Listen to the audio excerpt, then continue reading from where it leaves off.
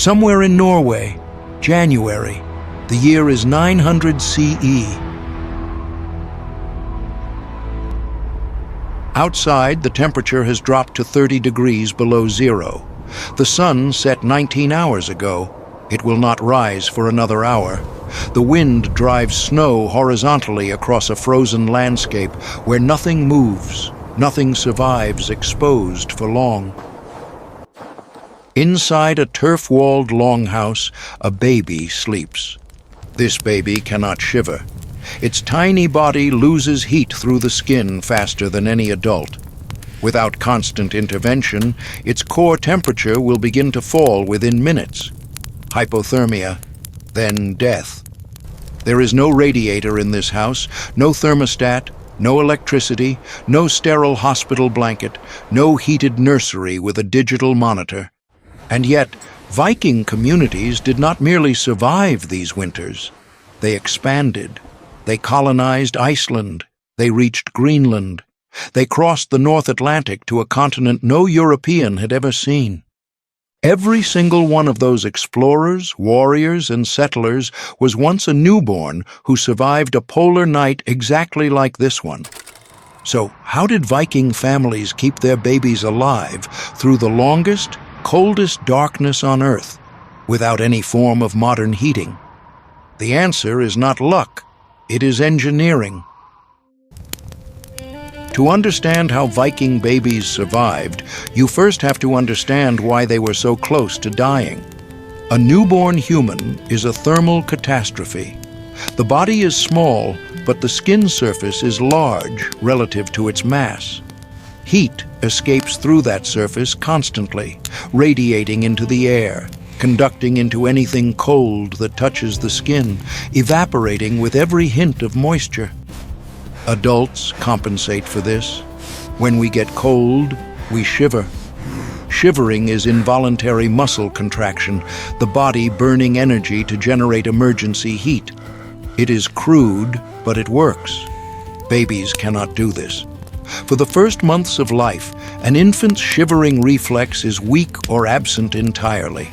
The muscles are too undeveloped. The nervous system is not yet calibrated. A cold baby does not shake itself warm. A cold baby simply gets colder. In a Viking longhouse, the ambient air temperature on a winter night hovered somewhere between 5 and 15 degrees Celsius, warmer than outside, but nowhere near warm enough for an unprotected infant. Below 10 degrees, hypothermia begins.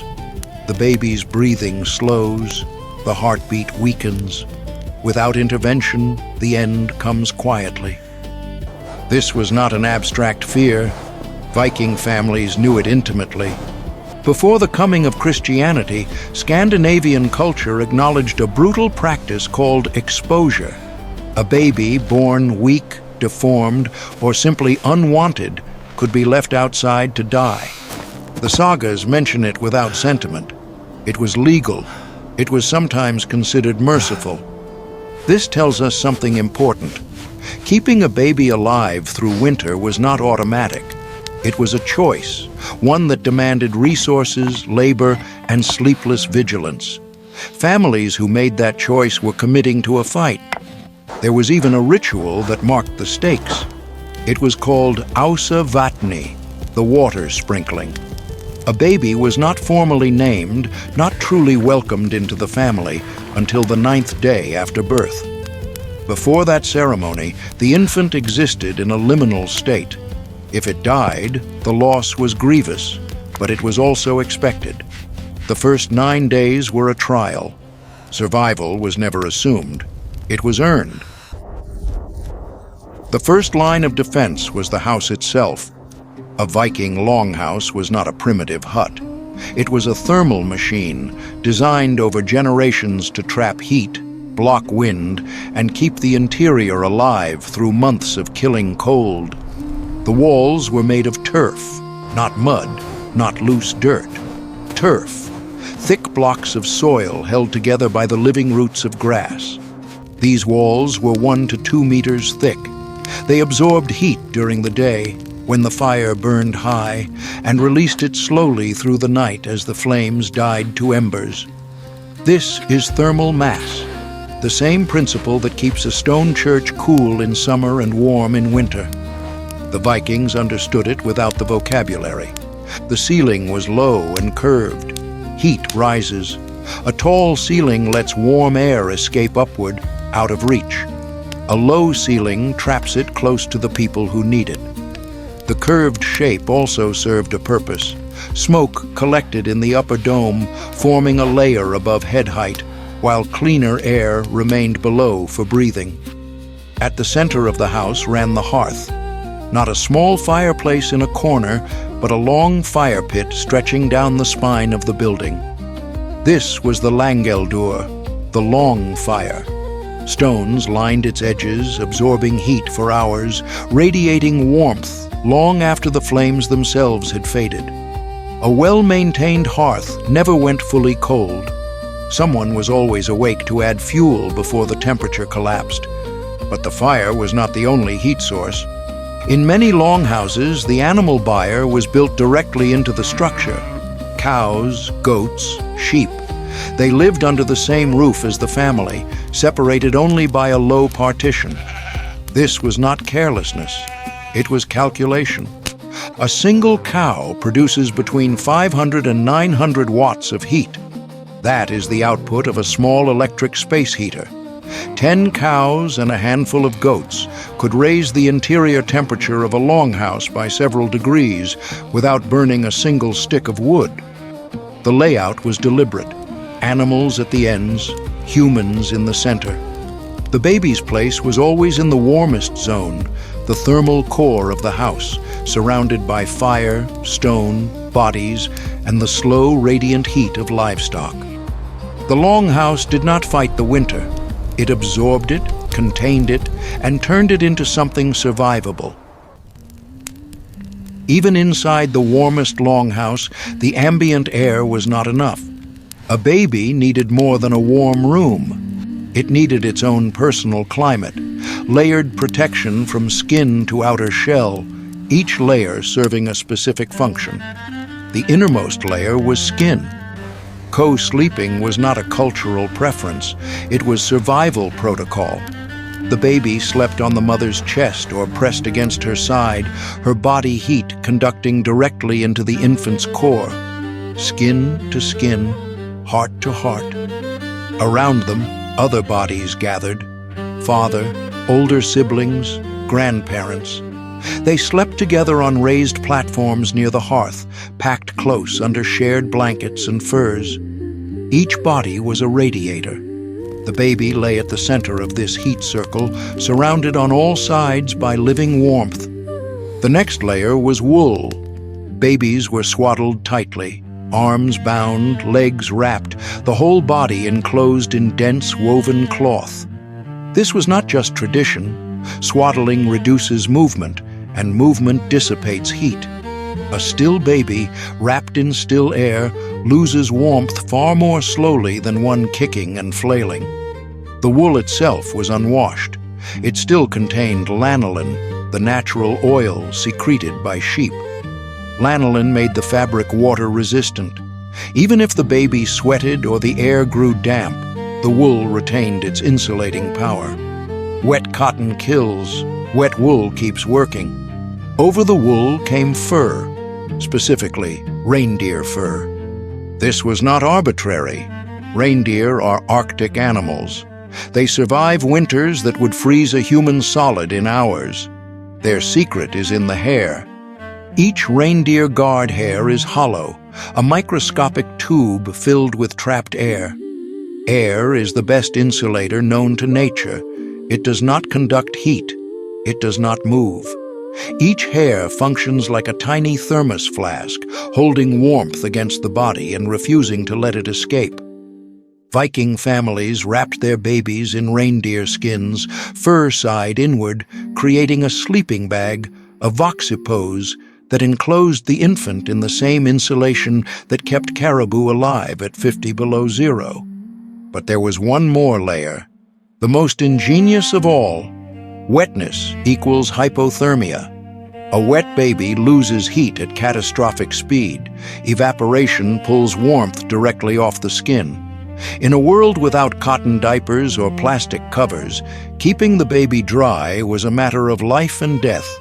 The solution was sphagnum moss, peat moss, a simple plant that grows in bogs across Scandinavia. This moss absorbs up to 20 times its weight in liquid. It wicks urine away from the skin, trapping it in a dense, spongy mass that can be removed and replaced without disturbing the baby's warmth. But absorption was only half the magic. Sphagnum contains a polymer called sphagnum. This compound immobilizes bacteria. It creates an acidic environment on the skin that prevents rash, infection, and the dangerous inflammation that could weaken a baby already on the edge of survival. Dry skin, no rash, no infection. This was not primitive. This was biotechnology. Gore-Tex, made from a swamp plant, invented 1,000 years before the first synthetic fabric. And through it all, the baby nursed. Frequent breastfeeding through the night was not just nutrition. Warm milk flowed directly into the stomach, raising core temperature from the inside. The act of nursing kept the baby pressed against the mother's chest, reinforcing the heat transfer, maintaining the bond, allowing the mother to monitor every breath, every movement, every change in the infant's state. The baby did not sleep in a crib across the room. The baby lived inside a system, a machine of fur and wool and skin and warmth, designed to keep one small heart beating through the longest night. A polar night is not one long sleep. It is a rotation. 20 hours of darkness. The fire must not die. The baby must not cool. Someone is always awake.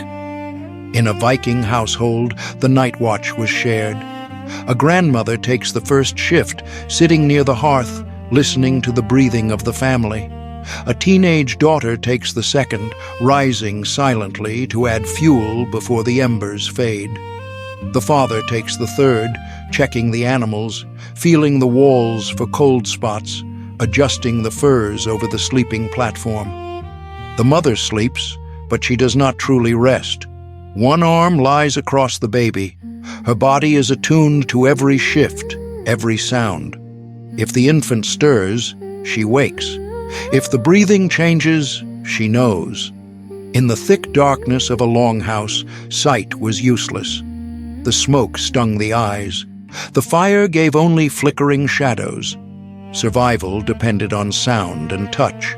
The pressure of a small chest rising and falling, the warmth radiating from skin, the difference between a healthy sigh and a labored breath. These were the signals that told a family their baby was still alive. Older children learned to listen. They slept lightly, trained from early childhood to wake if the baby cried, to fetch their mother, to add wood to the fire if no adult stirred. Survival was not one person's job. It was the work of the entire household. Even the baby's clothing was a family project. Knoll binding, an ancient textile technique older than knitting, produced dense, wind-proof fabric that no draft could penetrate. Grandmothers made caps that sealed the baby's head, where heat escaped fastest. Mothers made socks and mittens. Every loop pulled through every loop was an act of protection. The night was long. The work never stopped. And every sunrise that found the baby still breathing was a small, quiet victory. Every choice had a cost. The fire kept the baby warm, but smoke filled the air. Respiratory problems were common in longhouse communities: coughing, wheezing, chronic irritation of the lungs. But the alternative was worse. A cold house killed faster than a smoky one. Co-sleeping carried risks. A baby surrounded by sleeping adults could be smothered by a shifting body, suffocated under heavy furs. Viking families accepted this danger because the alternative, placing the infant alone, away from the heat circle, meant near-certain hypothermia before dawn. Resources were finite. Keeping one baby alive through a hard winter consumed fuel, food, and the energy of multiple adults who could have been resting, working, preparing for spring. In lean years, families faced brutal calculations. Not every child could be saved. Not every child was. Infant mortality was high. The sagas do not hide this. Many babies did not survive their first winter. This was not because parents did not care. It was because the margins were razor thin. One night of inattention, one fire that burned too low, one illness that took hold before anyone noticed. But the effort, the fur and the wool and the moss, the night watches and the nursing and the endless vigilance proves something important. Viking parents did not accept death passively. They fought for every child who had a chance. They built systems to defeat the cold. They refused to surrender a single life without struggle. And this matters beyond the nursery. Every Viking warrior who raided the coasts of England was once a baby who survived a polar night. Every settler who built a farm in Iceland was once an infant wrapped in reindeer fur. Every explorer who crossed the Atlantic to Vinland was once a fragile body in a heat circle, kept alive by moss diapers and midnight vigilance. The longship gets the glory. The saga gets the fame. But the foundation of Viking civilization was built in the darkness of winter nurseries by mothers and grandmothers and siblings who refused to let the cold take their children. So, how did Viking babies survive the polar night? Through a system, a machine of earth and fire and fur and flesh. The longhouse was not just shelter, it was a thermal engine designed to trap heat and hold it through 20 hours of darkness. Turf walls that stored warmth, a central hearth that never died, animals that radiated heat without burning fuel. The baby lived inside layers, skin against the mother's chest, wool soaked with lanolin, reindeer fur with hollow hairs trapping air, moss that kept the skin dry and clean, warm milk flowing directly into the stomach, and around it all, a family that never truly slept.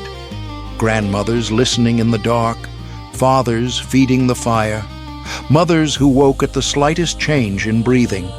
Tonight, when you adjust your thermostat, when you check the monitor beside your child's crib, remember this.